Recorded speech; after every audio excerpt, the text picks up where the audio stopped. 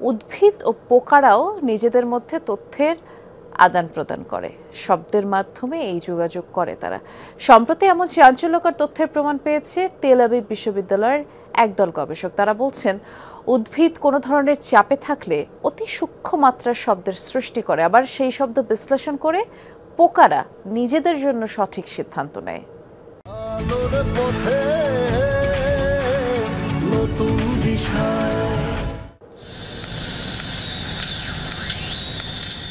এটি সাধারণ কোনো শব্দ নয়। অত্যাধুনিক প্রযুক্তির এই যন্ত্রে ধরা পড়ছে গাছের চাপা আর্তনাদ।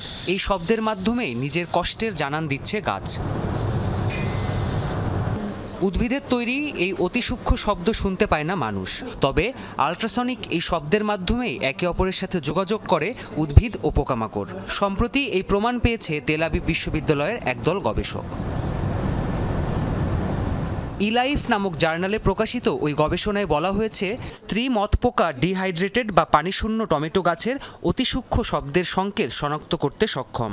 তারা প্রমাণ পেয়েছেন, গাছ অসুস্থ কিংবা চাপে থাকলে এক ধরনের শব্দ উৎপন্ন করে, আর এই শব্দ বিশ্লেষণ করে সুস্থ গাছে ডিম পাড়ার সিদ্ধান্ত নেয় পোকারা। এতে ডিম থেকে উৎপন্ন লার্ভারা সেখান থেকে প্রয়োজনীয় খাবার পায়।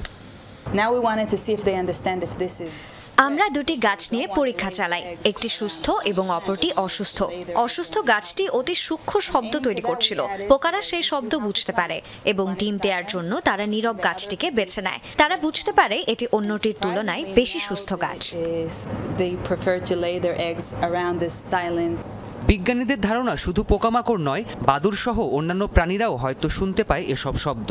মানুষের শ্রবণসীমার বাইরেই গড়ে উঠেছে প্রাণী ও উদ্ভিদের মধ্যকার যোগাযোগের একটি অজানা মাধ্যম। এই গবেষণা একটি প্রথম ধাপ মাত্র। আমাদের ধারণা, শাকাহারী ও পরাগায়ন ঘটায় এমন প্রাণীরাও উদ্ভিদের এই ভাষা বুঝতে পারে। গাছের ফল খেয়ে বাঁচে এমনকি মাংসাশী প্রাণীরাও হয়তো বুঝতে পারে এই ভাষা।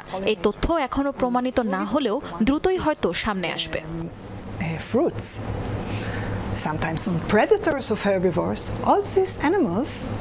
এর আগে এক গবেষণায় গাছ চাপে থাকলে যে বিশেষ প্রকার শব্দ উৎপন্ন করে তার প্রমাণ পায় গবেষক দলটি।